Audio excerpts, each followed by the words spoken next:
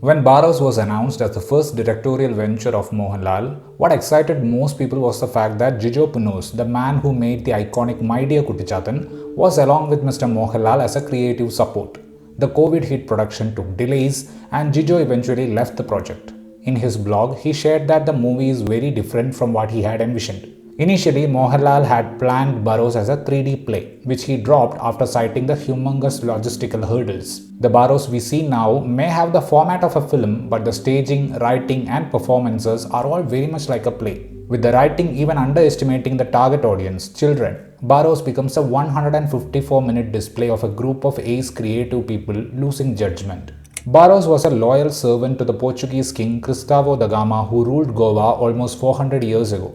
At one point, Gama had to leave Goa to get more military strength and he asked Barroz to protect his treasure.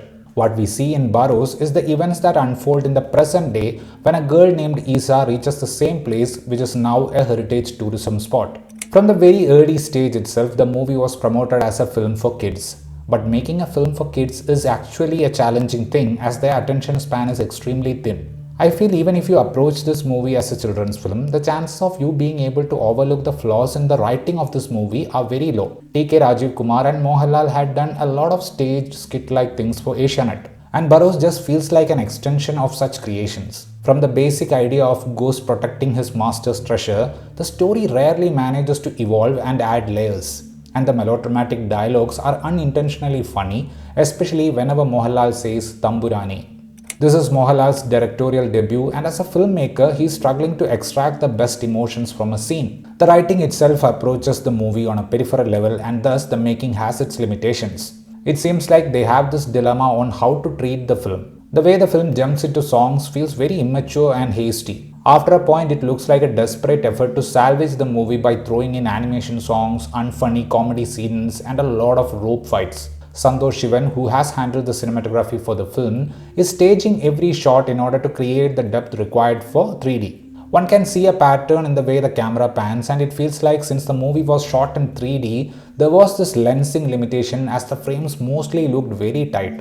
And there are far too many shots in the movie where 3D makes objects pop out and it feels gimmicky after a point. Santosh Raman's production design is good, but I think the lensing and the lighting is making it look like a set. Most of the locations we see in this movie have this congested feel which really reduces the grandeur aspect of the film. The visual effects aren't that great. The voodoo doll's animation was done neatly, but the sequence that has Barroz sitting on a pole in the sea had terrible lighting. Lydian Nadhaswaram's songs are fine considering how they have been envisioned in the movie. The background score definitely has that sense of grandeur attached to it, but the visuals weren't complementing it. Apart from Mohanlal and Guru Somasundaram, there are no known faces in the film. And frankly, it feels like everyone, including Mohanlal, is trying to figure out the pitch of the performance. The poses Mohanlal gives while getting astonished, or even the way he slowly remembers everything, are all looking very artificial. Maya Rao West as Isa has that innocent face, but the performance part is not that amazing as the tone shifts are very abrupt. Guru Somasundaram is reduced to a mere joker, the non-Indian cast members have the task of being eccentric all the time, and the unfamiliar Indians in the cast were really bad with expressions and dialogue delivery. Thanks to the gracious cameo of Antony Perumbavoor, there was one moment when the whole theatre erupted with laughter. The voodoo doll in the film was added in CGI in the post-production, and I think a lot of the dialogue of that character was written in order to reduce the damage. Because when Barroz starts to speak dramatically, beating around the bush, there were moments we can literally hear the doll telling him to cut the crap and get to the point. If that doll was actually present while Mohanlal and T.K. Rajiv Kumar were rewriting the movie, we might have got a less cringy and more fun film in the form of Barroz.